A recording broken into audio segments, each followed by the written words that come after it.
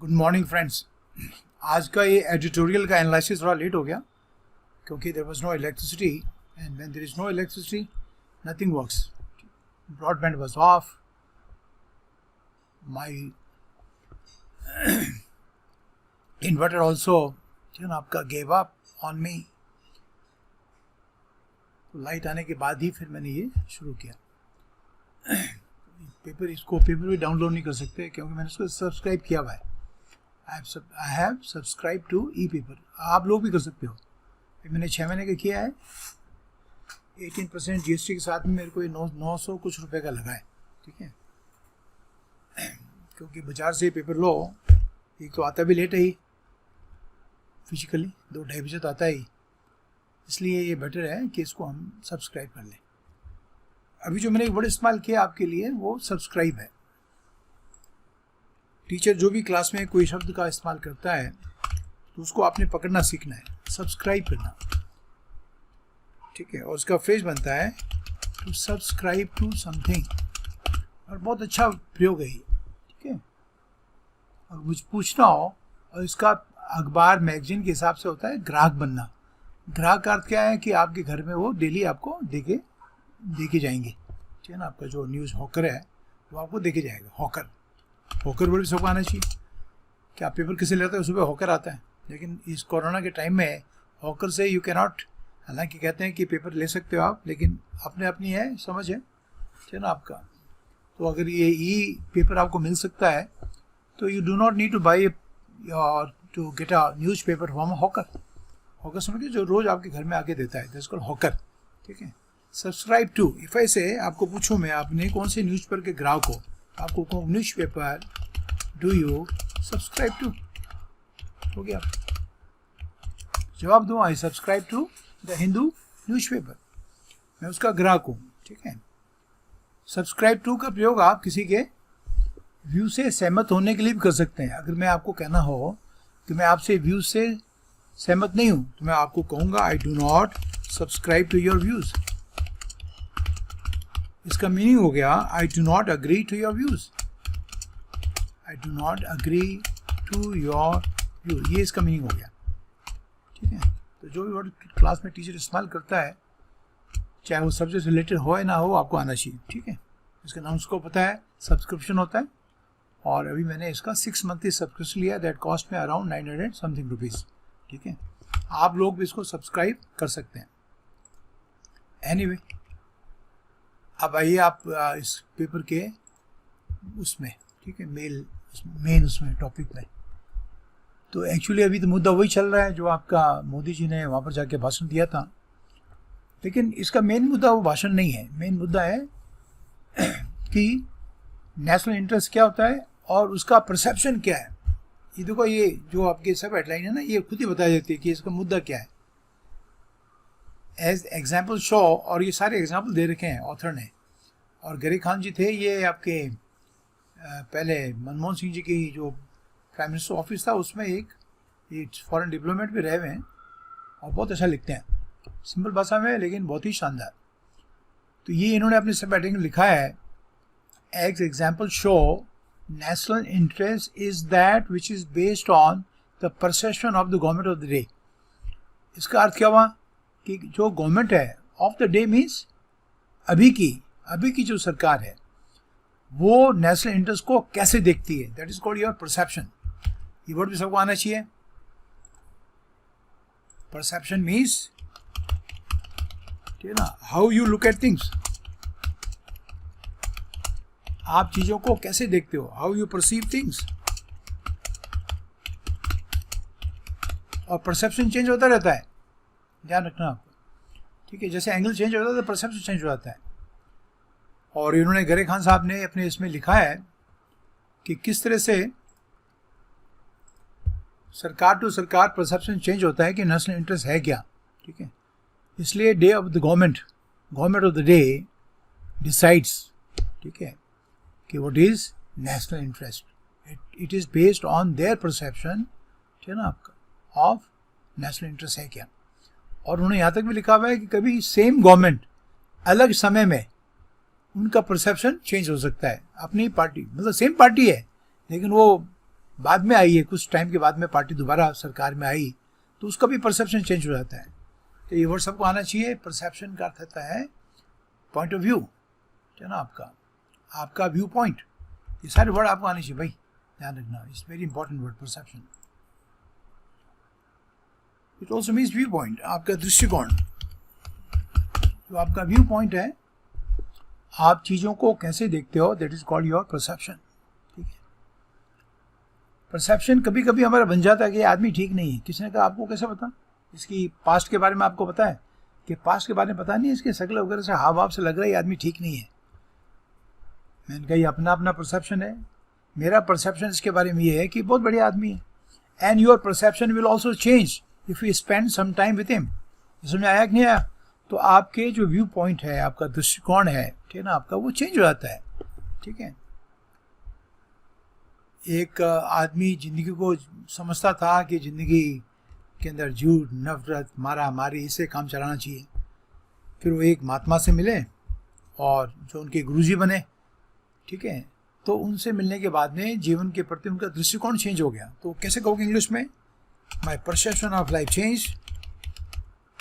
Perception of life से और अर्थ मेरे ख्याल से अभी आपको समझ में आ गया होगा। My perception of life change, ठीक है ना आपका, when I spend some time with my Guru.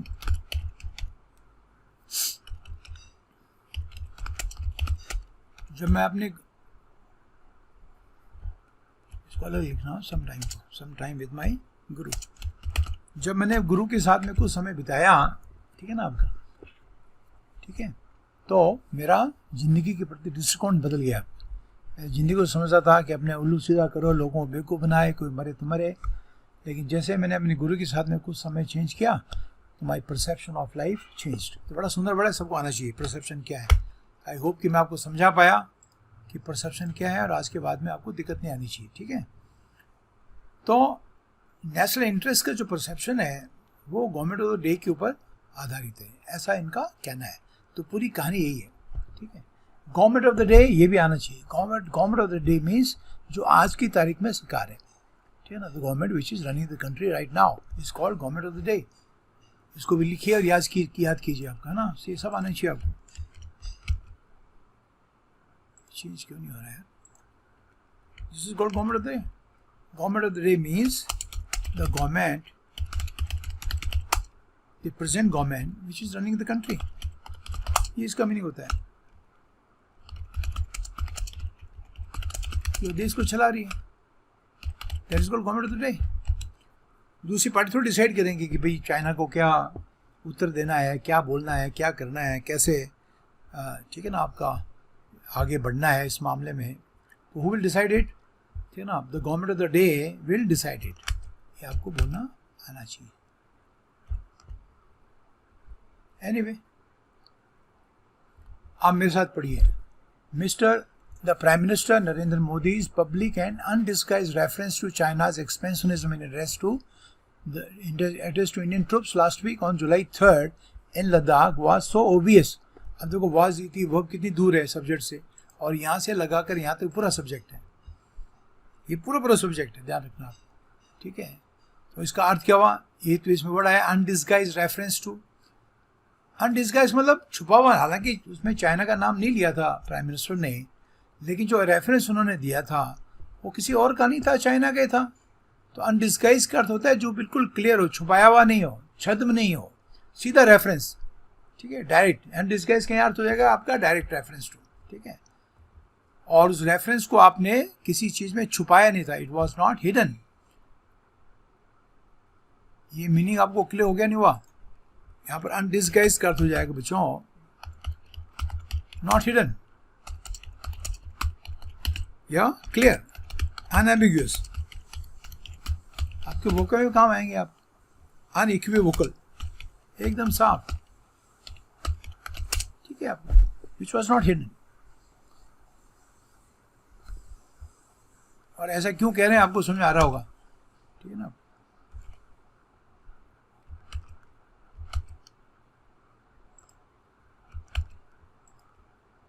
अनडिस्गाइज्ड reference to China's expansionism. Expansionism मैं पहले बता चुका हूँ आपको, ये विस्तारवादिता है। कोई कंट्री अगर अपनी सीमाओं का विस्तार करना का सोच रही है तो ऐसी पॉलिसी भी कहलाएगी एक्सपेंशनिज्म की पॉलिसी। और मैं हमेशा से कहता रहा हूँ, आज भी कहता हूँ, expansionism is China's national policy. उसको ये भूत सवार है कि अपने देश की सीमाओं का मैं विस्तार करूं, जो जो चीज़ें लोगों की ज़मीन में हड़प सकूं उसको हड़प लूं। शायद उसको अपनी बढ़ती हुई पॉपुलेशन के बारे में ज़्यादा चिंता है। पॉपुलेशन सबकी बढ़ रही है, इसका थोड़ी आपके पड़ोसी को आप ज़मीन दबा लो। एनीवे, तो प्राइम मिनिस्टर साहब ने उनकी चाइना के एक्सपेंशनिज्म के बारे में, विस्तारवादिता, सीमाओं के विस्तार की नीति के बारे में अपने एड्रेस में कहा। एड्रेस का मतलब अपने भाषण में कहा, ठीक है। और इतना ओब्वियस था, ये इतना क्लियर था कि चाइनीज लॉस नो टाइम, यानी क्या हुआ, बिना समय गंवाए, यानी तुरंत, ठीक है ना आपका। उन्होंने उसको रिजेक्ट किया, इस एलिगेशन को। एलिगेशन का मतलब आरोप, ब्लेम जो आपने लगाया है। ये सबको आना चाहिए मेरे ख्याल, बहुत सिंपल है। तो एलिगेशन सबको आता भी होगा, है ना आपका। एलिगेशन करता है ब्लेम, तो इस एलिगेशन को उन्होंने तुरंत डिनाई किया। Allegation means blame. ये वर्ड बना हुआ है एलिस से, और एलिस करता होता है to accuse somebody of something. सबके फ्रेज बनाने सीखने आपने, ठीक है ना आपका। और तुरंत उन्होंने उसका खंडन किया, ठीक है। और ये खंडन कैसे किया? तुरंत। चाइनीज लॉस नो टाइम, है ना। इसका एक फ्रेज कैसे बनाओगे आप, मैं आपको बताता हूँ। इसका फ्रेज बनेगा to lose no time in doing something.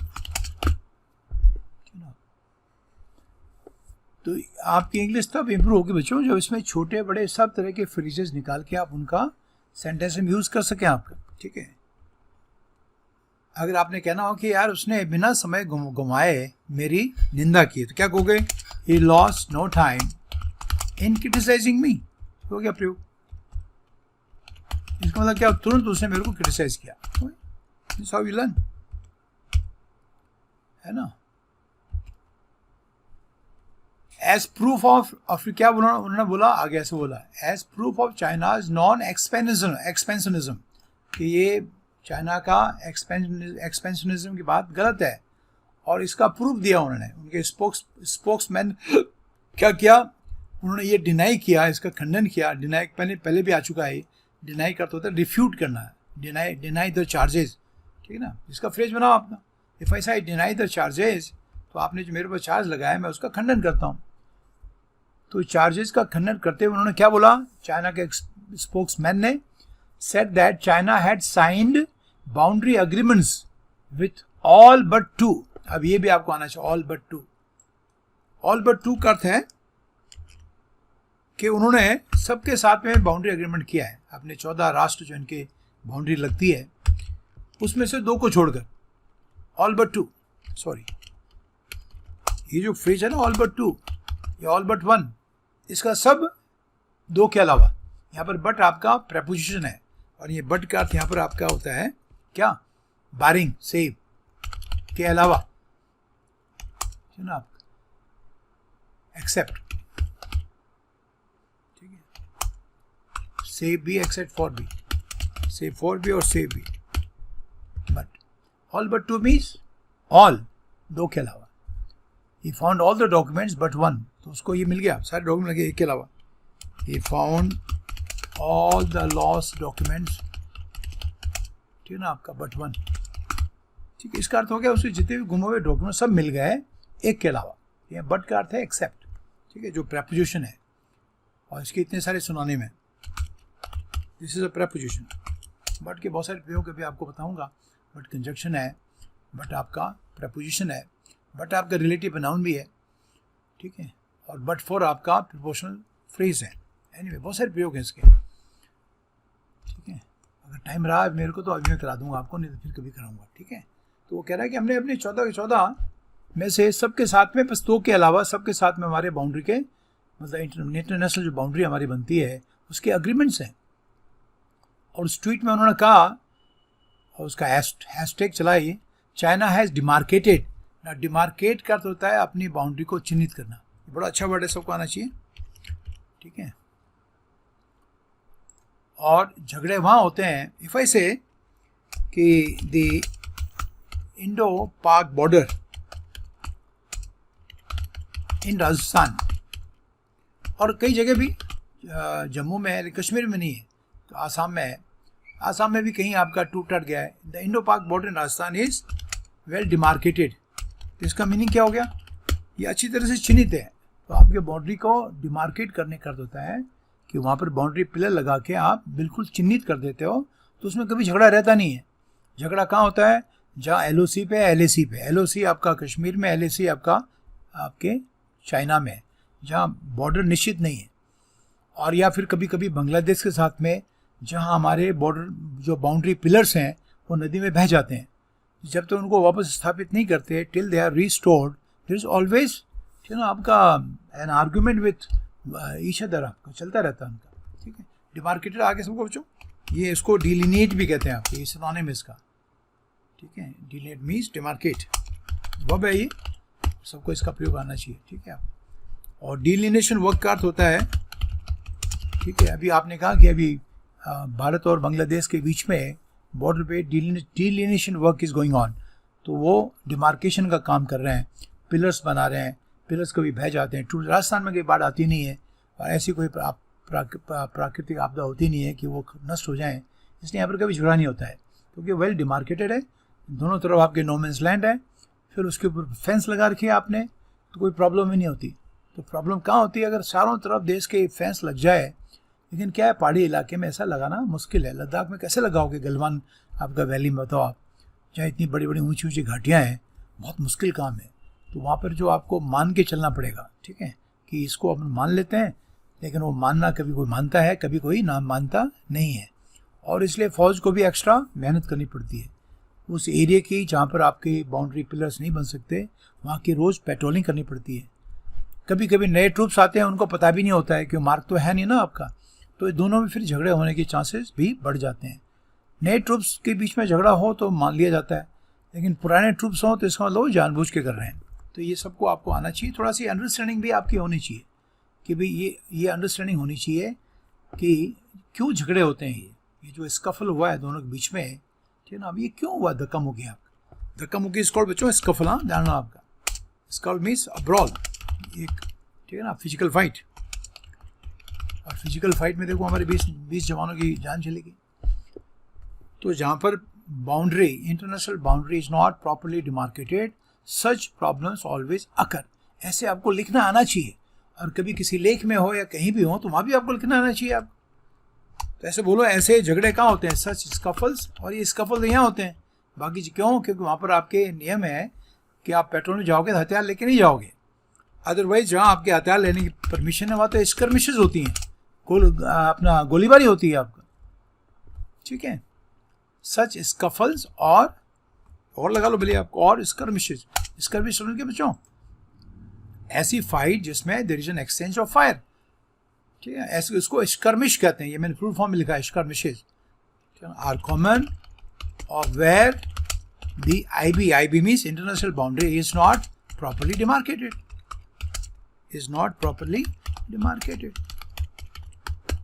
तो जहाँ प्रॉपरली डिमार्केटेड नहीं होता है, तो ऐसे झगड़े और ऐसी गोलीबारी की घटनाएं बहुत कॉमन है।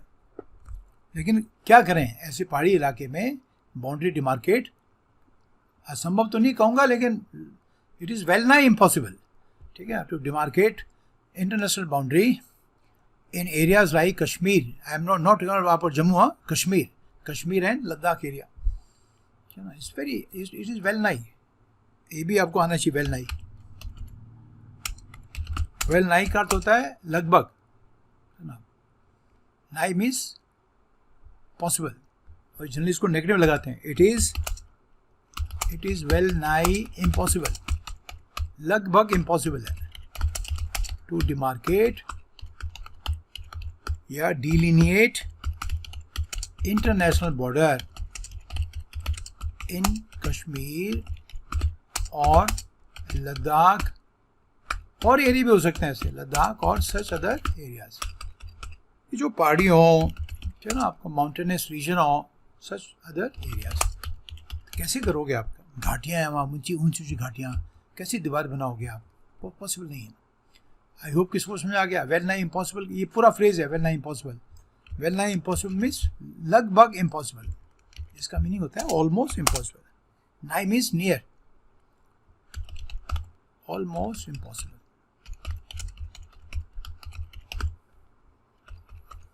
ये इसका मीनिंग होता है, ठीक है ना बच्चों। वापस चलते हैं अपने उसमें, फिर आगे बढ़ते हैं, ठीक है।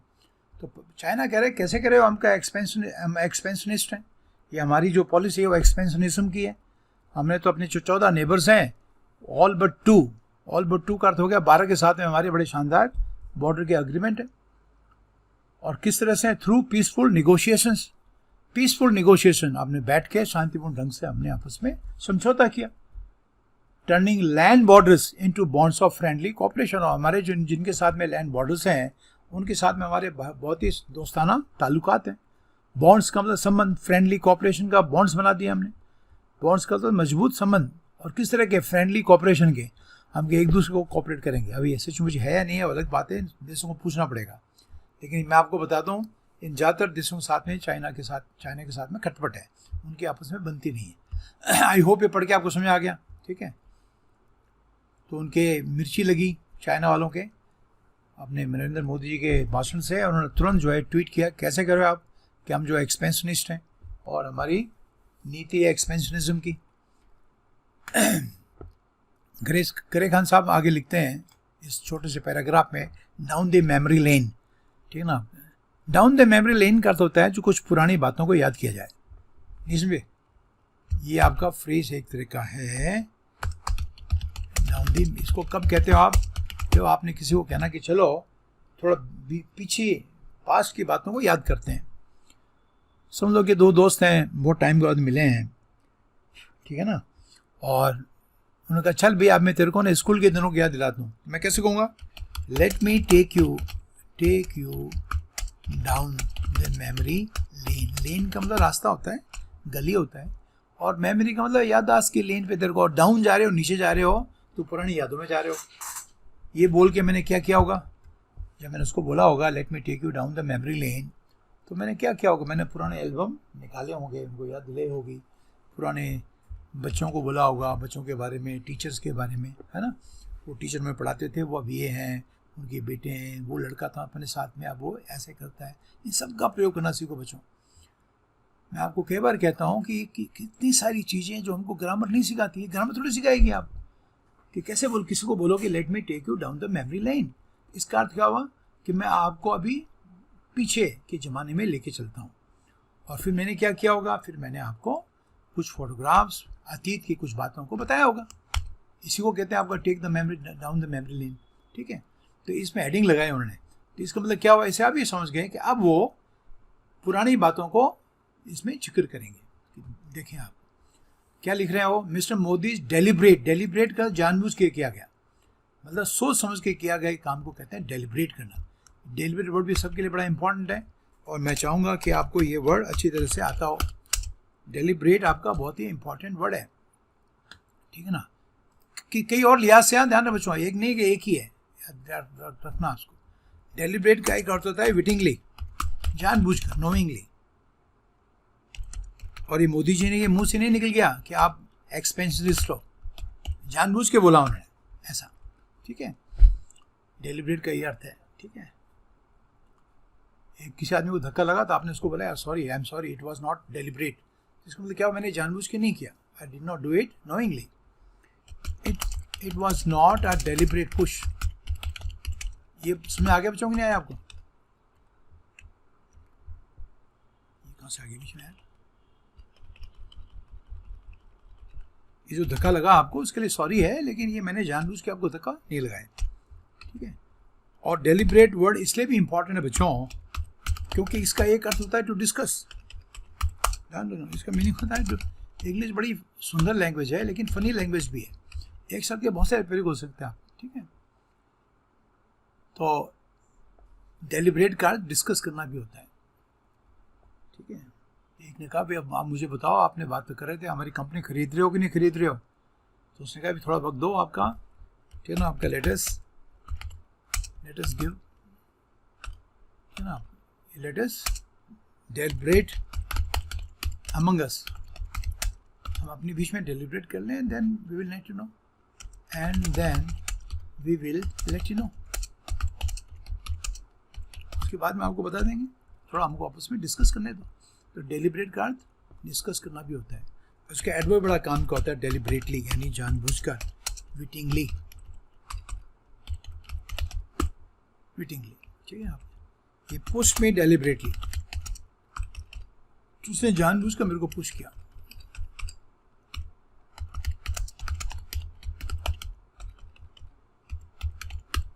आई hope it is clear now. तो चलो फिर,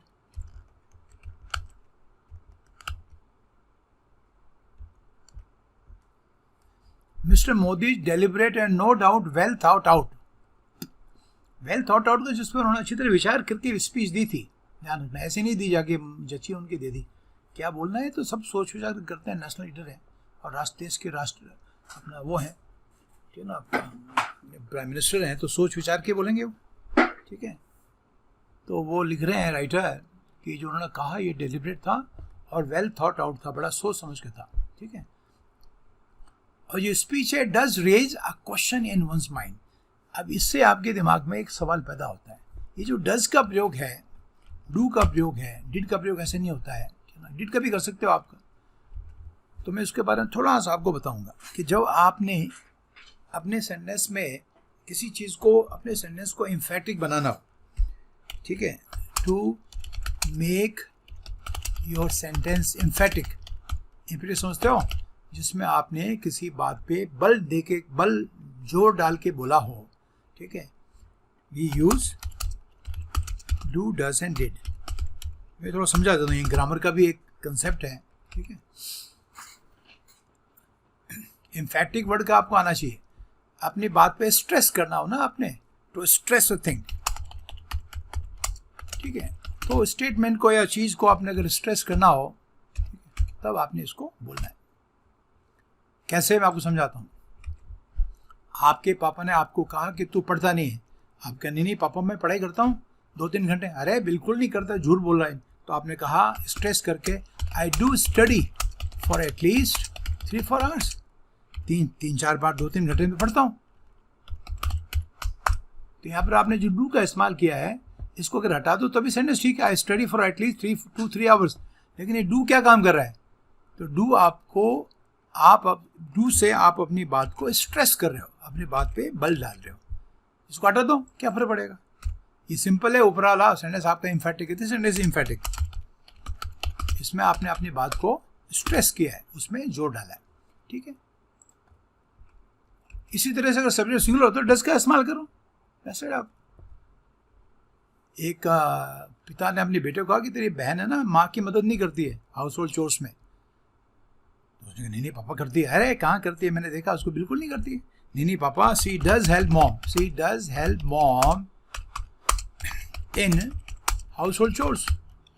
हाउस चोर्स भी कह सकते हो, हाउस होल्ड चोर्स भी कह सकते हो, उसमें कोई दिक्कत नहीं है। और चोर्स का तो होता है कोई भी घर का काम जो रोज करते हो, any boring work that needs to be done every day. झाड़ू मारना, पोछा मारना, बर्तन धोना, कपड़े धोना, दीज आर कॉल्ड। तो ये सेंटेंस और ये सेंटेंस क्या फ़र्क है? डज आप हटा दो और इसको हेल्प्स कर दो, सी हेल्प्स मॉम, तो ये सेंटेंस एम्फेटिक है। ये फ़र्क है। समझ में आया कि नहीं आया? सबके आगे बच्चों को नहीं आया, ठीक है। और ये इसी में तीनों में होता है, डू, डज और डिड में, ठीक है। एक लड़के के पापा ने उससे कहा था कि मैं दिल्ली जा रहा हूँ, पीछे से तो एक बार बुआ के घर जाके आ जाना। तो पापा वापस आया, तो बुआ के घर गया? हाँ पापा गया, आई वेंट टू बुआज। बाद में ये बुआ हिंदी में लिख रहा हूँ मैं, रोमन भाषा में। हाउस लिखने की जरूरत नहीं है, ये भी आपने सीखना है। अगर कोई मकान का पोजीशन है, ठीक है, या दुकान का है, ठीक है, तो आपने लिखना I went to the chemist. Chemist means chemist की शॉप, बुआज मीन्स बुआ का घर। हाउस लिखने की आवश्यकता नहीं है। I am going to Raju's, इसका मतलब क्या हुआ कि मैं राजू के घर जा रहा हूँ। तो वापस आपको हाउस लिखने की जरूरत नहीं है, ठीक है। तो जो उसने कहा ना आई वेंट टू बुआज, तो बाबा ने झूठ बोला, तो गए नहीं। तो आपने अपनी बात को अभी एम्फेटिक बनाना है, उसमें स्ट्रेस डालना है। तो आप क्या कहोगे? I did go to bua's. I hope कि कंसेप्ट आपको समझ आ गया। कहने में बुआ के घर गया। अरे यार क्या बीमारी है, ठीक है। मैं बुआ के घर गया। तो ये मैंने आपको समझा दिया। तो ये कह रहे हैं कि ये जो स्पीच थी आपके दिमाग में एक सवाल पैदा करती है। रेज ए क्वेश्चन मीन्स सवाल खड़ा करना। और वो क्या भाई, उन्होंने ये भी बोला है, इनकी भी बात सही है, तो क्या रियलाइज का मतलब उनके इसका ख्याल जो है उनके अभी आया है लद्दाख में जो हुआ अभी रिसेंट वीक्स में, तभी उनके दिमाग में उन्होंने रियलाइज किया चाइना के एक्सपेंशनिज्म के बारे में, या पहले से उनके दिमाग में था? ये कहने का अर्थ समझ गया आपका? वो लेखक कह रहा है, did he means the prime minister realize China's expansionism only after what has happened in eastern Ladakh in recent weeks. Recent में लद्दाख में हुआ है, तभी जाके उन्होंने इस बात का एहसास किया है किसका, कि चाइना के एक्सपेंशनिज्म के बारे में। और या has he had such thoughts about China all along, और शुरू से ही चाइना के बारे में उनके ऐसे विचार थे। And decided to give expression to them only now, और उन विचारों को अभी उन्होंने एक्सप्रेशन दिया। ये एक फ्रेज है जिसका अर्थ होता है अपने विचारों को व्यक्त करना। इसका फ्रेज बना के लिखिए, to give expression to one's thought. Thought ही है ना इसमें, ठीक है। टू एक्सप्रेशन वंस, टू भी लगाओ, टू वंस थॉट्स, अपने विचारों को एक्सप्रेस करना।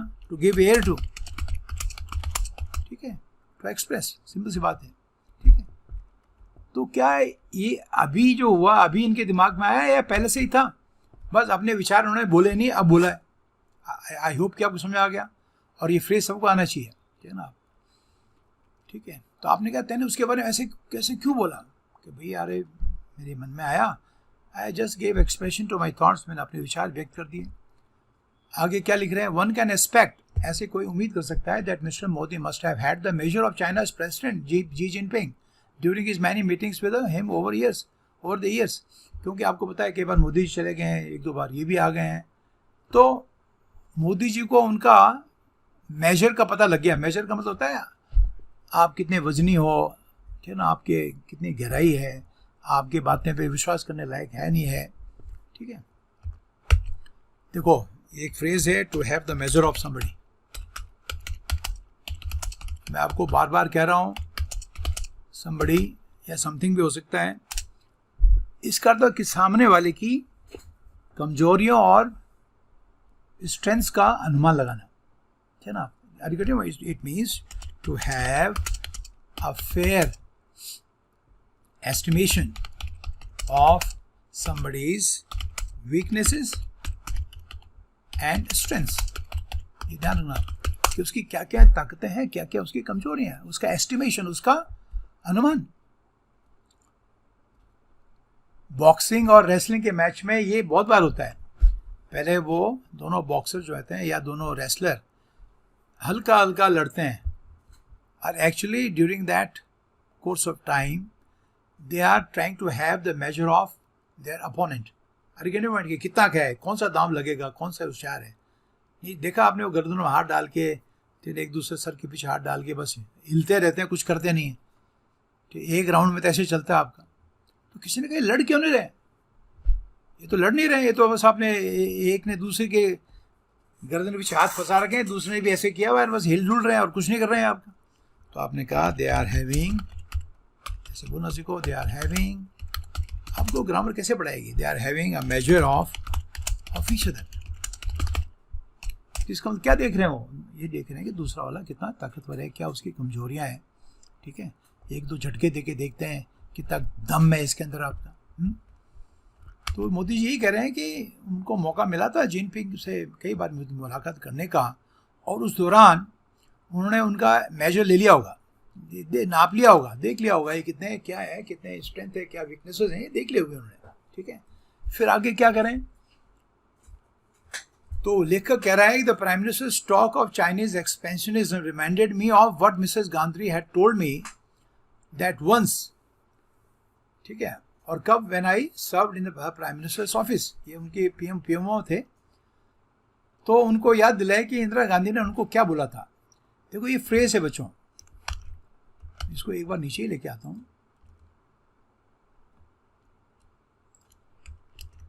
इसमें एक फ्रेज है और छोटा सा ग्रामर का पॉइंट भी है, तो आप समझ लोगे आराम से, कोई दिक्कत की बात नहीं है।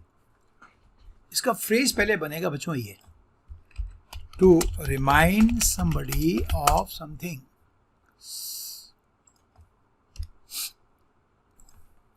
ये इसका फ्रेज बनता है, ठीक, और इसका याद दिलाना, ठीक है। मैं तुमको ये बताना चाह रहा हूँ, इसमें ऑफ प्रेपोजिशन है, ये दोनों प्रीपोजिशन है ना बच्चों, और प्रीपोजिशन बाद में हमेशा नाउन आता है। तो ये जो फ्रेज आगे लगा हुआ है ये नाउन क्लॉज है, क्योंकि उसमें सब्जेक्ट भी है और साथ में वर्ब भी है। तो उसने लिखकर कह रहा है कि मुझे इस बात की याद आई कि इंदिरा गांधी ने मेरे को उस समय क्या कहा था, ठीक है ना। That reminded me of what Mrs Gandhi told me more than once during the time I served in her prime minister office. Remind somebody of something, समझ आ गया आपका, ठीक है। एक लड़का है, वो बिल्कुल आपकी तरह हूबहू नकल कर रहा है, वैसे कर रहा है जैसे आप बचपन में किया करते थे। आपने कहा यार this boy, this kid reminds you of my childhood. कैसे कहोगे? This kid reminds me of my childhood. मुझे अपने बचपन की याद आ रही है, मैं भी ऐसे ही किया था, दादा के साथ में मस्ती करता था, है ना। तो ऑफ के बाद में आता क्या है? नाउन। चाहे नाउन एक सिंगल वर्ड हो, कंपाउंड नाउन हो, नाउन फ्रेज हो, नाउन क्लॉज हो, इसमें पूरा क्लॉज है ऑफ के बाद में, याद रखना, जो मैंने अंडरलाइन किया है ये ऑफ प्रीपोजिशन का ऑब्जेक्ट है। ये बताना चाह रहा था मैं आपको, एनीवे, ठीक है। तो वो कह रहे हैं मुझे याद आई उस बात की जो प्राइम मिनिस्टर इंदिरा गांधी ने मुझसे कही थी जब उनके प्राइम मिनिस्टर ऑफिस में था। तो क्या कहा था उन्होंने? She said I can think of a time down the road in future. ये आप फ्रेज बना के लिखो, down the road in future. देखो, down the road in the past, past के बाद हो गए down the road in future, किसको मतलब फ्यूचर में, इन फ्यूचर, ठीक है ना। अगर मैं आपको ये नॉलेज आपके बड़ा काम आएगा फ्यूचर में, तो मैं क्या कहूंगा कि this knowledge will hold you in good state.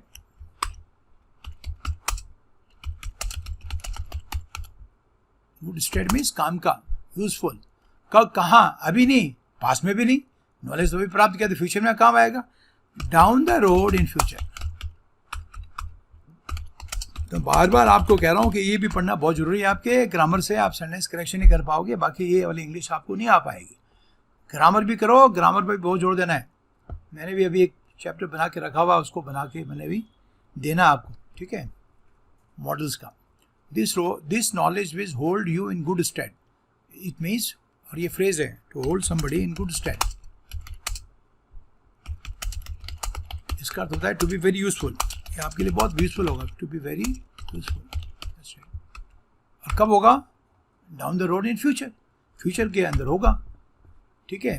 When we might have normal peaceful relations with Pakistan. तो इंदिरा गांधी ने कहा कि ऐसा कभी समय आ सकता है कि पाकिस्तान के साथ हमारे शांतिपूर्ण और सामान्य वो हो, ताल्लुकात हो, संबंध हो, बट नेवर विथ चाइना।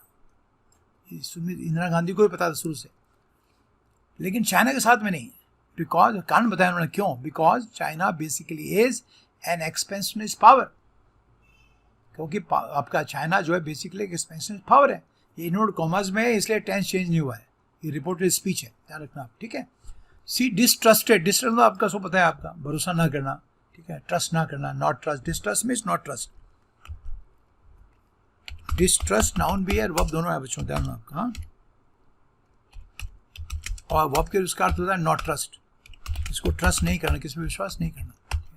और आप अगर कहना है कि there is a lot of distrust between them, तो दोनों बीच में बहुत सारा डिसट्रस्ट है, मतलब विश्वास की, अविश्वास है, विश्वास की कमी है। इसको अब नाउन के ऊपर प्रयोग हो गया, there is a lot of distrust between them. और ये देम जो है आपके कभी कभी राष्ट्र भी हो सकते हैं। There is a lot of distrust between India and Pakistan. Anyway, China as did other countries include Soviet union.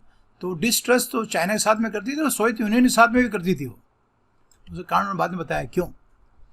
She surely did not trust Pakistan. Pakistan को भी ट्रस्ट नहीं किया उन्होंने, लेकिन चाइना और सोवियत यूनियन को भी नहीं किया उन्होंने। Perhaps our basic approach in foreign policy was that in international relations there is no such thing as trust. बहुत अच्छी बात है, क्योंकि और यही हम गलती करते हैं कि जरूर से ज़्यादा किसी का ट्रस्ट करते हैं तो समझो अपने पाँव पे कुल्हाड़ी मार रहे हैं। ये सब के लिए लागू है, चाहे मोदी जी हो या कोई भी हो। ज़रूर से ज़्यादा ट्रस्ट इंटरनेशनल रिलेशन में नहीं किया जाता, ठीक है ना। आपकी दोस्ती, आपकी सब कुछ ठीक है, लेकिन नेशनल इंटरेस्ट जब होते हैं तो सामने वाला दोस्ती भी नहीं देखता है। और ट्रम्प ने कर दिया ना अभी सारी आपका H1 में वीज़ा, ठीक है ना। बात कर रहा हूँ आपको, वो चलो उनकी आपकी वो मजबूरी है, तो उन्होंने ठीक कहा था। ये उन्होंने कहा था कि इंटरनेशनल रिलेशनशिप में ट्रस्ट नाम की कोई चीज़ नहीं होती है। US president Ronald Reagan talked of trust but verify. अगर किसी के साथ में आपका ट्रस्ट विश्वास है, वो कह रहा है उसको वेरीफाई करो। और मिसेस गांधी ने एक कदम आगे जाके बोला, मिसेस गांधी से अप्रोच में इस तरीका, यहाँ पर अप्रोच का तरीका है, seem to be verify and still not trust. उसको वेरीफाई करो और फिर भी ट्रस्ट मत करो। ऐसी आपकी फॉरेन पॉलिसी होनी चाहिए। मैं कह रहा हूँ कि फॉरेन पॉलिसी का मूल मंत्र है ये नीचे वाला, वेरीफाई कर दिया मैंने, बिल्कुल ये जान देता था मेरे लिए, लेकिन फिर भी ट्रस्ट नहीं करना। ये दोस्त नहीं है, ये इंटरनेशनल रिलेशनशिप की बात है। एनीवे, आगे चलें। बहुत शानदार लिखा हुआ है ये, नेहरू चाइना, और आप कभी पैराग्राफ आएगा इंटरनेशनल रिलेशनशिप के ऊपर, उसमें इनको आप कोट कर सकते हो। रीगन ने कहा ट्रस्ट बट वेरीफाई, ट्रस्ट करो नहीं, उसको सत्यापित कर लो कि ऐसा सिचुएशन है कि नहीं। और मिसेस गांधी क्या कर रही थी, वेरीफाई करो और फिर भी ट्रस्ट नहीं करना। मतलब अविश्वास की दृष्टि से ही आपने इंटरनेशनल रिलेशंस को देखना है, क्योंकि हर कंट्री दोस्ती वोस्ती कुछ नहीं देखती है, अपने राष्ट्रीय हितों को पहले देखती है। ये सबको पता है, मोदी जी को पता है, सबको पता है, ऐसी बात नहीं कि इन्हीं को पता था। Jawaharlal Nehru on the other hand, मतलब दूसरी ओर जनरल कैसे थे, हैड कन्विंस हिमसेल्फ। अब ये नेहरू जी से ये तो गलती हुई, उन्होंने अपने आप को यकीन दिलाया, कन्विंस का मतलब यकीन दिलाना होता है, that China will not attack India. अपने आप विश्वास दिलाया चाइना अटैक करेगा नहीं। और इनके डिफेंस मिनिस्टर थे वीके कृष्णा मेनन, ठीक है ना, वो भी उन्होंने बड़ा रोल प्ले किया इन इंक्लाइनिंग, मोदी जी को इस तरफ झुकाने के लिए, टुवर्ड्स दिस कन्विक्शन, इस विश्वास को और मजबूत करने के लिए, ठीक है ना। तो मैं इसमें फ्रेज बनाऊँ बच्चों तो कैसे लिखूंगा आपका, to play a big part in inclining somebody towards something। इसका अर्थ हो किसी आदमी का किसी की चीज की ओर झुकाने के लिए बड़ी भूमिका निभाना। तो कृष्ण मेनन साहब ने भी उनको यकीन दिला दिया कि इस कन्विक्शन का मतलब विश्वास की ओर कि चाइना वाकई अटैक नहीं करेगा। और वो उनकी सबसे बड़ी गलती थी। जितनी गलती नेहरू जी की थी उतनी गलती कृष्णा मेनन की भी थी, रिग्रेटेबली। और जब ऑथर को ये कहना हो कि ये बताते हैं मुझे बड़ा दुख हो रहा है, अफसोस हो रहा है, तो आप सेंटेंस के शुरुआत में एडवर्ब का इस्तेमाल कर सकते हो। और ये रिग्रेटिवली वर्ड जो है आपका एक सेंटेंस मॉडिफायर है, रिग्रेटिव, ध्यान आप। और ये किसी वैसे एडवर्ब हमेशा उसको क्वालिफाई करते हैं, किसको, वर्ब को, लेकिन ये पूरे सेंटेंस को कर रहा है रिग्रेटिवली। और इसका अर्थ होता है आई रिग्रेट टू स्टेट, ये इसका मीनिंग होता है। और आगे जो लगाना है आपने लगा दो दैट करके, मुझे बताते हुए अफसोस होता है कि ये बहुत इंपॉर्टेंट एक यूजेस है एडवर्ब का। एडवर्ब मैंने पढ़ाया नहीं अभी ऑफलाइन क्लासेस में, सॉरी अभी ऑफलाइन तो है ही नहीं आपका, तो मेरे इसमें अभी मैं पढ़ाऊँगा इसमें, ठीक है। लेकिन ये सेंटेंस मॉडिफायर कहलाता है और इसके इस्तेमाल से आपको लंबा नहीं कहना पड़ता है। जैसे आप ये कहने की जरूरत नहीं, I regret to state that, regretively he was wrong, I regret to state that he was wrong. तो इसको कैसे कहोगे, ऐसे कहोगे regretively he was wrong, comma he was wrong. और मीनिंग क्या हुआ इसका, तो इसका मीनिंग ये हुआ कि आई रिग्रेट टू स्टेट, मुझे कहते हुए अफसोस होता है, दैट ही वाज रॉन्ग। तो आपने अननेसेसरी शब्दों का इस्तेमाल उसमें कर दिया। तो ये सेंटेंस एडवर्ब्स होते हैं जो सेंटेंस के शुरुआत में लगते हैं, लेकिन ये किसी वर्ब को क्वालिफाई नहीं करते। An adverb qualifies modifies a verb, but sentence के शुरुआत में लगा के कॉमा लगा दो। एक उदाहरण और देता हूँ, जैसे apparently comma he is annoyed with me, वो मेरे से गुस्सा है। तो अगर मैंने apparently वर्ड को जो सेंटेंस क्वालिफायर है एडवर्ब, ऐसा ये इस्तेमाल ना करके मैं आपका सिंपल एक एडजेक्टिव में इस्तेमाल करूँ, क्या कहूँगा, तो मैं ऐसे कहूँगा कि it is apparent that he is annoyed with me। अब तो समझ आ गया आपके, ठीक है। तो बड़ा सुंदर है ये प्रयोग आपको, और कभी इसके ऊपर मैं एक वीडियो बनाऊंगा कि सेंटेंस क्वालिफायर का इस्तेमाल आप कैसे कर, कुछ तो आपका होने चाहिए तो आप कर पाओगे, कुछ नहीं होंगे तो फिर आप पढ़ते भी कम हो तो इकट्ठे कहाँ से होंगे। ग्रामर कहीं आता नहीं है। ओके, एनीवे ग्रामर आएगा, देखा तो उदाहरण आएगा, फिर कैसे होगा। Regrettably none of his advisors cautioned him against this miscalculation, और इनकी ये गणना गलत होगी, ये जो कैलकुलेशन उन्होंने की थी गलत होगी कि चाइना उनके ऊपर अटैक नहीं करेगा। और ऑथर ये कह रहा है गरे खान साहब, ये तो इंदिरा गांधी के टाइम में थे, उनके टाइम में थे नहीं, नेहरू जी के टाइम में। तो मुझे इस बात से अफसोस हो रहा है कि इनके एडवाइजर्स ने भी इनको कोई कॉशन नहीं दी, इनको वार्निंग नहीं दी कि साहब आप ये गलत सोच रहे हो कि चाइना आप पे अटैक नहीं कर सकता, ठीक है। और उसका कारण ये नहीं हमारी भारत आज़ाद हुआ था और उनमें से बहुत सारे लोगों को फॉरेन रिलेशंस में कोई एक्सपीरियंस नहीं था, कोई अनुभव नहीं था। फॉरेन अफेयर्स के अंदर जो होता है लोग, वो बहुत ही घाघ होना चाहिए, घाघ, ध्यान रखना, अविश्वासी होना चाहिए। विश्वास नाम की कोई चीज़ होती ही नहीं है इंटरनेशनल रिलेशनशिप में। आई होप कि आपके समझ आ गया। Nehru was not guided by any ideological consideration, कोई आइडियोलॉजिकल सैद्धांतिक सोच नहीं थी उसमें, ऐसा नहीं किसी सिद्धांत पर आधारित था, ऐसी कोई बात नहीं थी। Yes he dreamed of India, है ना, उन्होंने इंडिया का सपना लिया था, अपना लिया था कि वर्ल्ड स्टेज पे, यानी संसार की स्टेज पे हम एक बहुत भूमिका प्ले करेंगे, निभाएंगे। And believe that China could be a partner in that endeavour, endeavour का होता है प्रयास, कोशिश, और चाइना उसमें एक कोशिश में एक पार्टनर होगा। सोच थोड़ी गलत होगी हमारी। ये वर्ड सबको आना चाहिए, इंडियावर, ये आपका नाउन और वर्ब दोनों है, नाउन भी है वर्ब भी है, ठीक है। कोशिश करना, इसका अर्थ होता है to strive, to try hard, और हार्ड इंडियावर साथ में भी लगा सकते हो, कोई दिक्कत की बात नहीं है। If I say endeavour hard but could not succeed, but इसमें कंजक्शन है जो अपोजिट आइडियाज को आपस जोड़ता है, ठीक है।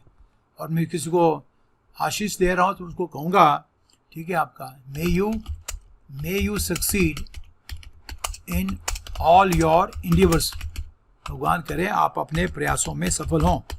और ये चूँकि सेंटेंस आपको ऑप्टेटिव है, लास्ट में आप एक्सक्लेमेशन मार्क लगा सकते हो, और इसका अर्थ हो कि भगवान करे आप सभी प्रयासों में अपने सफल हों, ठीक है।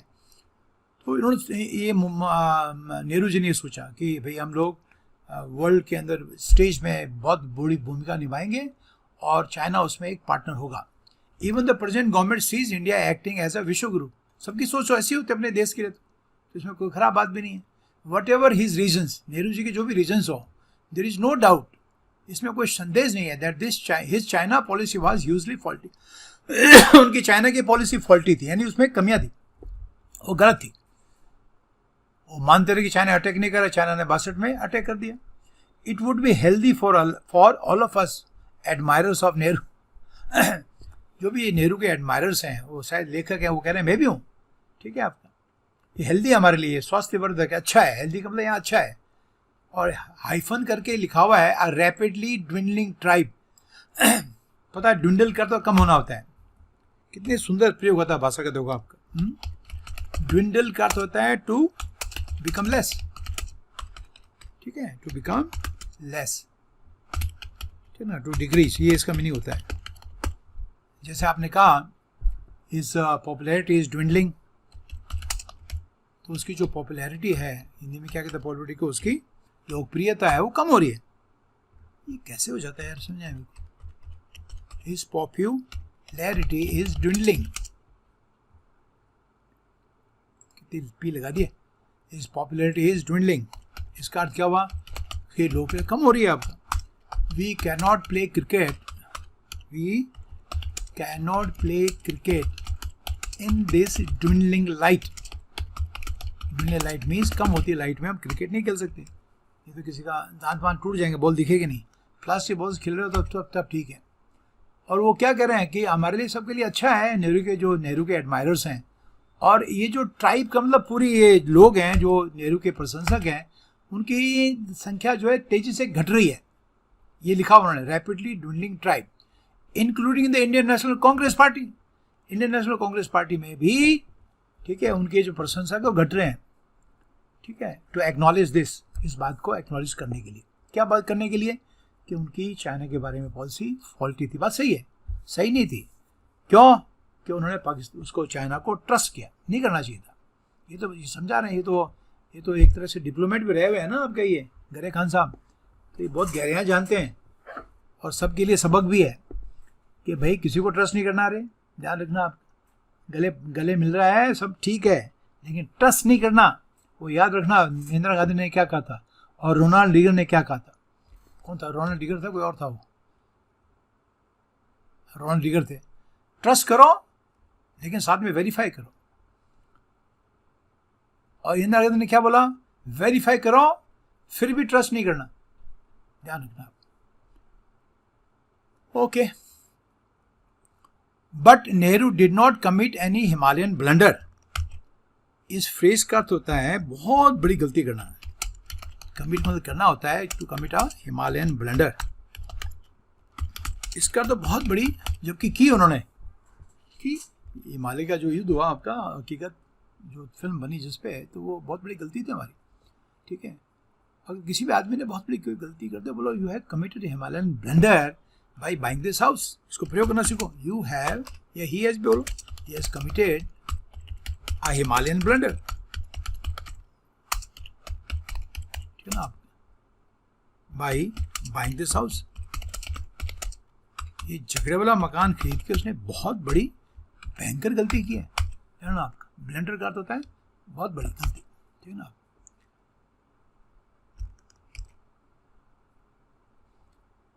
Okay, in Kashmir, when a ceasefire was called for in January of 1949, 49 में जो पहला कबाइलियों का युद्ध हुआ था पाकिस्तान से साथ हमारा, it was not because he was pacifist by nature। वो by nature pacifist नहीं है। pacifist कई बार एग्जाम में आपके वन वर्ड सब्जेक्ट में आ रखा है। pacifist वो आदमी होता है one who thinks that war cannot be solution to any problem,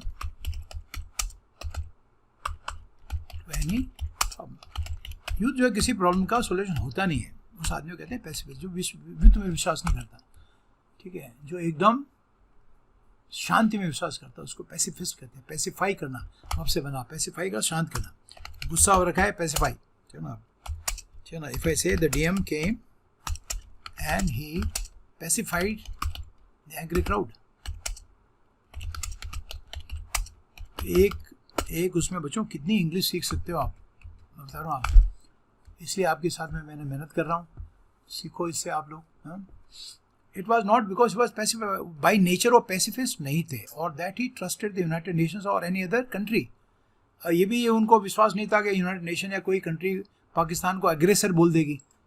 अगर मतलब पाकिस्तान ने हमला किया और persuade it to vacate the aggression, और जो उसने युद्ध किया उसको वो वैकेट कर देगी, ऐसे उन्होंने उम्मीद नहीं की थी। परसुएट का किसी को मनाना, परसुएट वर्ड सबको आना चाहिए। परसुएट का होता है, ठीक है, to make somebody do something, ये इसका मीनिंग होता है। ठीक है, इसका उल्टा होता है डिसुएट। डिसुएट का होता है टू, ठीक है, to prevent somebody from doing something.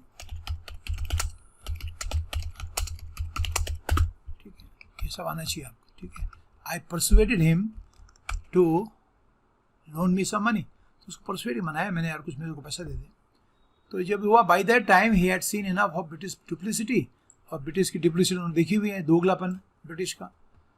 और फिर अमेरिका ने क्या किया कि कश्मीर की जो प्रॉब्लम थी ना आपका इशू, वो ब्रिटिश को बोला तुम इसको कर लो, क्योंकि तुम्हारा तो अभी थोड़े दिनों तक पहले तो राज था, तो कश्मीर इशू को तुम ही हैंडल कर दो, अमेरिका ने ये बोला। ठीक है, the reality on the ground was, और जमीन पे क्या हकीकत थी, that the Indian army was in no position to run over the whole Jammu and Kashmir at the time. अब इतनी पावरफुल हमारे 49 कहाँ से होगी, 47 में तो हमारा आज़ाद हुआ देश, ना हमारे पास ट्रेनिंग थी, ना आपके फौज थी, ना हथियार थे, और वो पूरी जम्मू कश्मीर को रन ओवर नहीं कर सकते थे। आप समझ आ रही है, रन ओवर करने का अर्थ क्या हुआ है कि पूरे का पूरे पे कब्जा करना। ठीक है, टू रन ओवर, ठीक है, अ कंट्री, और रीजन का अर्थ होता है पूरे रीजन पे, ठीक है ना, अपना आक्रमण करके उसको अपना कर लेना। ठीक है, टू गेन कंट्रोल, इसका मीनिंग होता है, ऐसा करना पॉसिबल नहीं है ना। ऑफ समथिंग या समबडी, ठीक है ना। तो इंडिया की आर्मी पर इतनी पावर नहीं थी कि वो जम्मू कश्मीर को रन ओवर कर लें, ठीक है, कि सारे जम्मू कश्मीर को वो कब्जा कर लें, ठीक है। This has been definitively and conclusively brought out by respective scholars. ये सब बातें स्कॉलर्स ने निकाली हिस्ट्री में, as well as in the official history of the war publish by the defence ministry several years later. और defence ministry भी आपका ये निकालती है, उसमें भी उन्होंने बताया आफ्टर थॉरो रिसर्च, थॉरो नहीं कहना इसको, thorough research and interviews with all the relevant players, जो जो उसमें थे उनका सबका उन्होंने लेके, और senior most Indian military officers का भी इंटरव्यू लेके उन्होंने ये सब चीज़ें बोली हैं कि उसमें हमारी इंडियन आर्मी इतनी पावरफुल नहीं थी कि जम्मू कश्मीर को पूरे को वो अपने काबू में कर लेते, ठीक है। अच्छा, ऐसा भी नहीं था कि सिद्धांत के रूप में नेहरू जी ने क्या, नहीं नहीं यार क्या करना है ऐसे काम, बहुत लोग मारे जाएंगे, ऐसे नहीं। तो इसमें कोई आइडियोलॉजिकल बायस भी नहीं था। बायस का मतलब प्रिजुडिस, पूर्वाग्रह। बायस का तो अर्थ होता है पक्षपात, इसको कहते हैं प्रिजुडिस। बड़ा सुंदर वर्ड सबको आना चाहिए। और बायस आपका नाउन और वर्ब दोनों है, ठीक है। इफ आई से the umpire was biased towards them, the umpire, the referee was biased, referee spelling ठीक करो बच्चों, referee was biased against us, against कर लो। ओहो मेरे को जल्दी हो रही ना, अब तो कितनी गलतियां हो रही है, देखो आप, was biased against us, इसका मतलब क्या हुआ, वो हमारे खिलाफ था, ठीक है। और फिर उसने 2-4 ऐसे हमारे फॉल मार दिया, हमको हरा दिया। This called bias. Bias also means prejudice, पूर्वाग्रह। आपका पहले से ही तय था, आपका ऐसा कुछ नहीं था। आई do not know for a fact, मतलब मेरे को अच्छी तरह पता नहीं है, ये फ्रेज है आपका बच्चों, ये भी आपको इस्तेमाल करना है। Know for a fact and not know for a fact, and not know for a fact, ये दोनों का अर्थ है अच्छी तरह पता है, अच्छी तरह पता नहीं है। अगर मुझे कहना मुझे अच्छी तरह से पता है कि ईमानदार है, I know for a fact, मैं इसका प्रयोग कर देता हूँ, I know for a fact. बहुत ज़बरदस्त चीज़ें हैं बच्चों, छोटी मोटी, बड़ी भी नहीं है, बहुत छोटी चीज़ें हैं लेकिन बहुत इंपॉर्टेंट है। I know for a fact that he is honest, इसका मतलब क्या, मुझे अच्छी तरह से पता है, मैं यकीन के साथ कह सकता हूँ अमीर है, अपना ईमानदार है। एंड इफ आई से आई do not know for a fact, I do not know for a fact that he is honest, तो मुझे पक्का पता नहीं है कि ईमानदार है या नहीं। बड़ा शानदार, छोटे प्रयोग पे से पकड़ना सीखो। आई डू नॉट लिखा कह रहा है कि मुझे ये बिल्कुल पक्का नहीं था कि वो लेफ्टिस्ट था। लेफ्टिस्ट समझ गया आपका, लेफ्टिस्ट वो होते हैं जो कम्युनिज्म की तरफ झुकाव होता है, ठीक है। आई डू नो, लेकिन ये मुझे जरूर पता था, देखो अपने ये सेंटेंस एम्फेटिक हो गया। I do know that he believed strongly then in foreign policy, और फॉरेन पॉलिसी में बिलीव करते थे। National interest was the only guiding principle, और नेशनल इंटरेस्ट उनका एकमात्र, उनको एक सिद्धांत था जो आपको गाइड करता था, गाइड करने का अर्थ होता है आपको किसी दिशा की ओर लेके जाना। तो उनका ये प्रिंसिपल ये था नेशनल इंटरेस्ट का, ठीक है। In his response to a letter, Albert Einstein wrote to him a few weeks before independence. आधा से कुछ साल पहले, समय पहले, कुछ हफ्ते पहले अल्बर्ट आइंस्टाइन ने कोई चिट्ठी लिखी, ठीक है। और उस चिट्ठी में, एल्बर्ट आइंस्टाइन की साहब की चिट्ठी जो लिखी, उसमें नेहरू ने फॉरेन पॉलिसी को कैसे डिस्क्राइब किया, एज एसेंशियली सेल्फ। बात सही है आपको, national policy should be selfish, selfish समझ गया आपका, जिसमें आपका अपना इंटरेस्ट हो। सही बात है। He was also clear in his mind, अपने दिमाग में ये बात उनके क्लियर थी, दैट इंडियाज इंटरेस्ट ले, ये ले आपका लाई का पास्ट टेंस है, जानना। इंटरेस्ट ले मीन्स कि इंडिया का इंटरेस्ट कहाँ है, इंडिया का इंटरेस्ट था वेस्ट में, पश्चिम में इंडिया का इंटरेस्ट था, इसलिए पश्चिम के, और नेहरू जी का झुकाव भी था। क्यों था वो आगे बता रहे हैं, वो सही था, गलत नहीं था। India interest lay with the West, क्योंकि देश अभी आज़ाद हुआ था और देश में बहुत सारी चीज़ें आपको करनी थी, ठीक है। India needed technology and other assistance, India को टेक्नोलॉजी चाहिए, दूसरी मदद चाहिए, विच ही वॉज कन्विंस्ड, जो उनको पूरा विश्वास था, could be obtain only from America, जो केवल अमेरिका से मिल सकती है। उसमें सोवियट्स भी इतने पावरफुल नहीं थे, the Soviets he believed were of no use in this matter, और सोवियत इस मामले में कोई काम के नहीं थे। It was only after the American concluded the military agreement in Pakistan, जब आप अमेरिका ने पाकिस्तान के साथ में मिलिट्री अग्रीमेंट किया और उसको बहुत सारे हथियार देने शुरू कर दिए। किसने? अमेरिका ने। अमेरिका तो चाहते ही ये लड़े और हथियार हमसे ले, हमारे तो बिक्री होगी। Quantities of arms that Nehru began looking to the, तब नेहरू जो ने सोवियत यूनियन की तरफ देखना शुरू किया। ठीक है, हो गया ना नेशनल इंटरेस्ट। देखो आप, the mistakes and even the blunder over China that he committed, तो जो भी उन्होंने गलती की और ब्लंडर किया चाइना को लेके, were caused by wrong assessments and not due to any ideological factors. तो कोई आइडियोलॉजिकल फैक्टर नहीं थे कि वो लेफ्टिस्ट थे, चाइना तो पूरा लेफ्ट है, बात कह रहा हूँ, इससे उसका चाइना के साथ झुकाव था। जी नहीं, ऐसा कहना गलत होगा। उनका असेसमेंट गलत हो गया, उनका मूल्यांकन गलत हो गया। तो ये आपको पढ़ना है, समझना है, हिस्ट्री भी समझ में आ रही है आपको। अब नेक्स्ट पैराग्राफ में आओ। बाप रे, बहुत बचाव आ रही है बच्चों, थोड़ा जल्दी करो इसको, टाइम बहुत हो गया, 1 घंटा तो हो गया इसको। Handling Pakistan, Mrs Gandhi has been similarly accused of being naive. Naive उसको कहते हैं बच्चों जो बहुत ही सिंपलटन होता है। ये अच्छा वर्ड है, इसके ऊपर जो डॉट लगी हुई आपको लगाने की आवश्यकता नहीं है। ये जो लगी हुई ना ऊपर डॉट, ये आपको लगाने की आवश्यकता नहीं है, ध्यान रखना। ठीक है, मैं भी इसको टाइप करके नहीं लगा सकता। इसकी स्पेलिंग में अगर गलत करूंगा तो अभी ऑप्शन आएगा, मैं इसको राइट क्लिक करूंगा तब आपका ऑप्शन आ गया, टिकड़ी वाला ऑप्शन आ जाएगा, बोला क्या डॉट लगे हुए, ये हो गया नाइव। तो नाइव, और इसको प्रोनाउंस करना नाइव जनाब। तो नाइव वो आदमी होता है, he is a simpleton, simpleton आदमी, बिल्कुल सीधा साधा आदमी, बड़ा बड़ा जनाब, सिंपलटन जनाब, ऐसा आदमी जो गलीबल हो।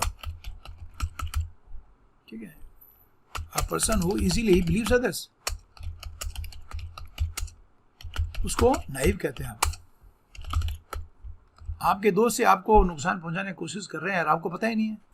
एक दोस्त ने कहा तेरे को पता है तेरे दोस्त से तेरे को नुकसान पहुंचाने की कोशिश कर रहे हैं, कि नहीं तू गलत है, वो कभी नहीं कर सकते हैं। तो मैंने उसको कहा क्या ना आपका, you should not be so naive as not to know who is with you and who is against you. तो इतना भी तेरे को सिंपलटन मूर्ख नहीं होना चाहिए, गलीबल नहीं होना चाहिए। इसको सबको समझो, बहुत अच्छा वर्ड है। तो उसको भी नाइव को, उसको एक्यूज किया गया, वो नाइव थी और टू ट्रस्टिंग, और बहुत ज़्यादा विश्वास करने वाली थी। मैंने कहा ना नाइव वही होता है जो बहुत ज़्यादा ट्रस्ट करता है।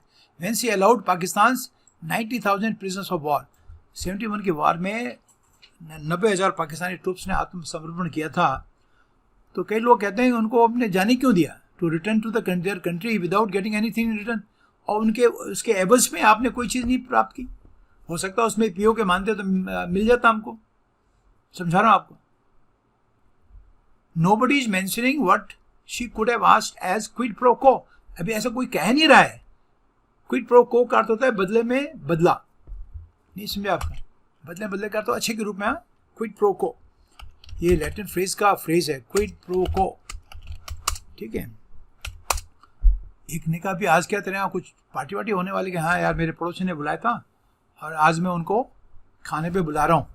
मुझे बुलाया था मेरी फैमिली के साथ में, आज मैं उनको बुला रहा हूँ एज ए क्विड प्रो को। आई हैव इन्वाइटेड देम, इसको प्रयोग करना सीखो, to a dinner as a quid pro quo. आप समझ आ गया, एज ए क्विड प्रो को। उन्होंने अच्छा किया, मैं भी उनके साथ में अच्छा कर रहा हूँ। मुझे बुलाया तो उसके एवज में फिर मुझे बुलाना पड़ेगा। को है को। और मैं थोड़ा जल्दी कर रहा हूँ बच्चों, क्योंकि अभी भी बहुत बचा हुआ है और 1 घंटे से ऊपर का टाइम हो चुका है। एनीवे, ठीक है, तो लोग कह नहीं रहे उसके बदले में उसको क्या मांगना चाहिए था। शुड सी है, अब वो कह रहे अंदाजा है, should she have asked Pakistan to vacate all the territory that occupied in Jammu Kashmir. ये जम्मू कश्मीर को सारी खाली कर दें, पता नहीं, एंड फॉर हाउ लॉन्ग। और फिर ये भी तो मामला है ना, ये एग्जैक्टली बात मैंने क्लास में एक बार बताई थी उन सब बच्चों को। अरे उनको 90,000 लोगों को कब तक रखते देश में? आपका खाना तो खिलाते तो खर्चा तो होता है ना, आप कौन रखता है उनको? कितना खर्चा होता है 90,000 सैनिकों को खाना खिलाने का? फिर उनकी देखभाल पूरी, आप बीमार पड़े इलाज कराओ, ठीक है। और कब तक वो रखते अपने देश में, जब तक कि पाकिस्तान हमारी टेरिटरी को, हमारे प्रदेश को वापस नहीं करता। Again at Shimla nobody could state with conviction, कोई भी पूरे विश्वास के साथ नहीं कह सकता था। स्टेट विद कन्विक्शन का अर्थ होता है भरोसे के साथ, विश्वास के साथ में कहना। If she really believe that Pakistan Zulfikar Ali Bhutto would live up to his commitment, उसने भी आपका जो भी किया था तो ये मुखजवानी था, oral as it was means oral था, जो सीज फायर हुआ था, युद्ध बंदी हुई थी, तो किसी को पता थोड़ी था, कोई भी नहीं कह सकता था कि इसने जो मौखिक एक प्रॉमिस की थी क्या उसको निभाएगा वो। उसमें के प्रेसिडेंट थे जुल्फिकार भुट्टो। तो एक फ्रेज है, to live up to one's commitment, और इसका अर्थ होता है to come good on one's promise. सब प्रयोग करना सीखो अब, अपनी प्रॉमिस पे खरा उतरना। जबकि ये प्रॉमिस कैसी थी, मौखिक थी, लिखी हुई थी नहीं आपका, तो फिर क्या पता करता ही नहीं करता हो। बात कह रहा हूं, है ना। और क्या करने के लिए उसने प्रॉमिस किया होगा कि सीज फायर की है ना लाइन, उसको इंटरनेशनल बॉर्डर बना देते हैं। अगर ऐसा हो जाता तो फिर पाकिस्तान अपने कश्मीर में हमारे पास में LOC नहीं होती, वहाँ पूरा बॉर्डर होता और फिर झगड़े कम होते हैं। और फिर ये भी तो मुसीबत है, लोगों ने ये पता नहीं उनको कि भुट्टो ने ऐसी प्रॉमिस दी भी नहीं दी थी, और पाकिस्तान से उसको डिनाई करते हैं। ठीक है, आप डिनाई करता है और इम्प्लीमेंटेड इट, क्या उसको इम्प्लीमेंट किया? किसने नहीं किया, और पाकिस्तान तो उसको डिनाई करता है कि उसने भुट्टो ने ऐसी कोई प्रॉमिस इंदिरा गांधी को की थी। Would the Indian parliament have accepted, और क्या ये इंडियन पार्लियामेंट इसको एक्सेप्ट कर लेती? पता नहीं। Today's ruling party wants to reclaim का होता है कि किसी चीज़ को वापस क्लेम करना, ठीक है ना, उस पर वापस दावा करना कि हमारी है। ठीक है, by what means has not been claim, किस लिहाज से क्लेम करना है वो भी क्लेरिफाई नहीं है। इवन एक्साइज चीन फ्रॉम चाइना, उसको मैं रिक्लेम करना चाहते हैं कि एक्साइज चीन हमारा है। It is nobody's idea that India should give up it's claim. ठीक है, कि इंडिया अपने दावों को पाकिस्तान को छोड़ दे, टू पाकिस्तान ऑक्यूपाइड कश्मीर, और एक्साइज चीन को छोड़ दे। The question is only about reiterating the claims. सवाल इस बात का है, रीइटरेट कर तो उनको दोबारा कहना, से अगेन, और से अगेन का अर्थ होता है टू एम्फसाइज। एक्चुअली इसका मीनिंग होता है टू एम्फसाइज, फिगरेटिव अर्थ होता है एम्फसाइज, अपनी बात को बलपूर्वक कहना। कैसे कहना? ठीक है, रीइटरेटिंग द क्लेम पब्लिक, उसको पब्लिकली करना है, and in A charge atmosphere, और उसके लिए एटमॉस्फेयर चार्ज होना चाहिए, यानी गर्म जोशी के साथ में देश में एक आपका वातावरण बनना चाहिए। आई समझ में, जैसे चाइना के खिलाफ वातावरण बनाना, चाइनीज चीज़ों को बहिष्कार करो, ये करो वो करो, तो ये खबर दूर दूर हो जाती है। खाली अगर सरकारी महकमे में होता तो कुछ नहीं होता। ये भी एक फॉरेन पॉलिसी की बहुत इंपॉर्टेंट चीज़ है, जो बाद में लिखा है उन्होंने, बहुत इंपॉर्टेंट चीज़ है वो। एज दे से मीन्स, जो एक्सपर्ट्स कहते हैं, all foreign policies essentially domestic policy. जो भी आपकी फॉरेन पॉलिसी है वो डोमेस्टिक पॉलिसी, हर आदमी के दिमाग में होना चाहिए कि जो पाकिस्तान ने, जो चाइना ने किया है, अब हमको चाइना के हर चीज़ का बहिष्कार करना चाहिए। ये सरकार का निर्णय नहीं है, लोगों का निर्णय है। तो किसी ने ठीक कहा है, एक्सपर्ट्स कहते हैं कि फॉरेन पॉलिसी एसेंशियली, आवश्यक रूप से डोमेस्टिक, घरेलू नीति है। And this is true for all governments everywhere and at all time, सबके लिए हर जगह ये लागू होता है। तो जब गर्म जोशी के साथ में, चार्ज एटमॉस्फेयर का होता है पूरी गर्म जोशी के साथ में, ठीक है ना। तो ये था एक पार्टिकल, अभी खत्म नहीं हुआ बच्चों, मैंने सोचा खत्म हो गया। ओके, लास्ट पैराग्राफ है, the purpose in mentioning all of the above, इन सबको बताने का पर्पज यानी उद्देश्य ये था, is not to exonerate any of the previous generation of leadership, कि जो पहले की जनरेशन थी उनको दोष मुक्त कर दिया जाए। एक्सोनरेट का होता है कि to set free from any blame, to set free from any blame, ठीक है, किसी ब्लेम से उनको मुक्त करना। ये इसका आइडिया नहीं था, ब्लेम से मुक्त करने का। ठीक है, they must be held accountable, ये भी फ्रेज है, टू होल्ड समबडी अकाउंटेबल करता, किसी को रिस्पॉन्सिबल बनाना, टू मेक समबडी रिस्पॉन्सिबल। बल्कि ये तो जवाबदारी तय करने की बात है, एक्सोनरेट नहीं कर रहे हैं ना नेहरू जी को ना इंदिरा गांधी को, ठीक है ना। है accountable for the mistakes of blood that they might, जो उन्होंने, हो सकता है उनसे कुछ हो गए हो, हमको पता नहीं क्या हुए हैं, अगर हुए हैं तो उनके लिए उनको अकाउंटेबल बनाना है, रिस्पॉन्सिबल बनाना, ये इसका मीनिंग है। तो बहुत अच्छा फ्रेश होगा आना चाहिए, I hold you accountable for this lapse, इस गलती के लिए मैं आपको जिम्मेदार बनाता हूँ, आपको जिम्मेदार ठहराता हूँ। कैसे कहोगे? I hold you accountable for this mistake, या लैप्स ऑल्सो मीन्स मिस्टेक, ठीक है, एरर, व्हाटएवर।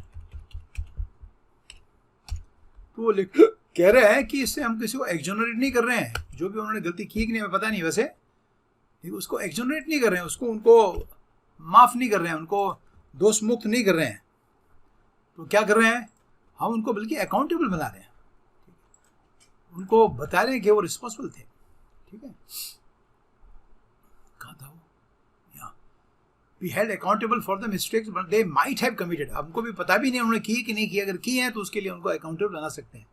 दे एक्टेड, लेकिन उन्होंने जो भी कार्रवाई की, ठीक है ना, इन द प्रिवेलिंग सर्कमस्टांसेस, छोटे प्रेजेस बहुत काम के, इन द प्रिवेलिंग सर्कमस्टांसेस का होता है वर्तमान उस समय जो सर्कमस्टांसेस परिस्थितियाँ थी, ठीक है, as best as they could, और उन्होंने इतना बढ़िया जितना किया वो उनकी अपने जितना वो बेस्ट कर सकते थे उन्होंने इसके हिसाब से किया। फिर क्या किया, किसके हिसाब से किया, according to their perception of national interest.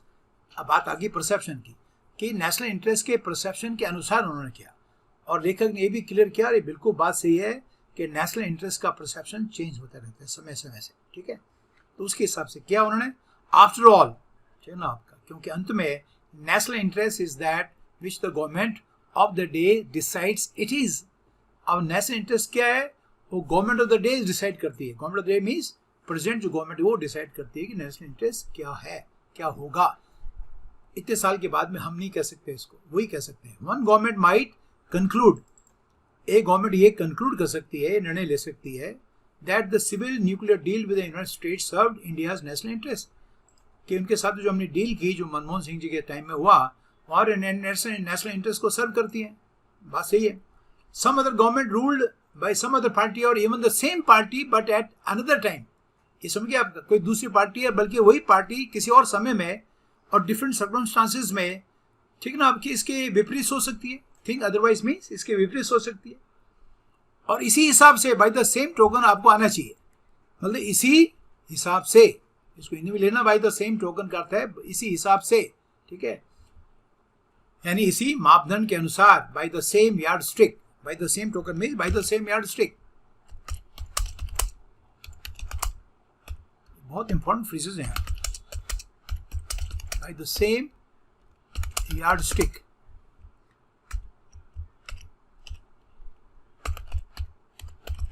Yard stick होता है नापने का, तो नाप रहे हो किसी ने गलत किया सही किया है, तो उसी पैमाने से, ठीक है ना, उसी पैमाने से mister Modi in the conduct of India's foreign policy, तो भारत की जो फॉरेन पॉलिसी है उसका जो कंडक्ट हुआ है, उसका जो अपना संचालन हुआ है, ठीक है ना आपका, तो वो भी बाहर के कारणों को, एक्सट्रेनियस और बाहरी, कंसिडरेशन मीन्स विचार को अपनी सोच के ऊपर हावी नहीं होने देंगे। Not allow any extraneous consideration to influence his thinking, उनको अपनी सोच को, ठीक है ना आपका, प्रभावित नहीं करने देंगे, और उनकी जो अप्रोच है, तरीका है, वो इस बात पे आधारित है, होगा, बेसिंग है by what he perceives as furthering our national interest, कि वो कैसे अपने नेशनल इंटरेस्ट को आगे बढ़ाने का देखते हैं। और इसके ऊपर हिस्ट्री फिर अपना बाद में, जैसे अब इंदिरा गांधी की बातें अब हम कर रहे हैं, तो मोदी जी की बातें भी 10-15 साल 20 साल के बाद में लोग करेंगे कि ठीक किया या ठीक ही किया, कुछ लोग कहेंगे ठीक किया, कुछ ने गलत किया, जो भी है, history will pronounce it analysis in due course, और समय के साथ ही इन ड्यू कोर्स का समय रहते फिर हिस्ट्री जो है, हिस्ट्री है ना, वो अपना एनालिसिस, जो अपना आपका विश्लेषण है उसको बताएगी इन ड्यू कोर्स। बड़ा शानदार सा फ्रेज था बच्चों, ये सॉरी आर्टिकल था, और ये चिन्मय आर गरे खान जो हैं आपके, ठीक है, ये फॉर्मर इंडियन मतलब डिप्लोमेट रहे, एम्बेसडर यूनाइटेड नेशंस पर रहे हैं आपका, इस पर से एनवॉय था वेस्ट एशिया का इन मनमोहन सिंह गवर्नमेंट। बहुत ही पढ़े लिखे इंसान है ये, बुजुर्ग आदमी रिटायर होने के बाद जो लिखते हैं, तो इनके लेखों से हम बहुत कुछ सीख सकते हैं। तो आई होप आपको ये एनालिसिस पसंद आया होगा, बहुत गहरा था, बल्कि फॉरेन पॉलिसी के ऊपर कभी ऐसे आता है, तो you can also include so many things from this article in that essay, and that you can enrich your essay by including some of these things। बहुत शानदार है।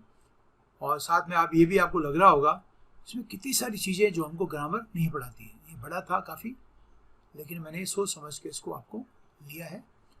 तो बच्चों ठीक है, अगर आपको पसंद आया हो तो इसको लाइक करें, ठीक है, शेयर करें, और जो मेरे चैनल पर नए हैं उसको सब्सक्राइब करें। See you in the next video.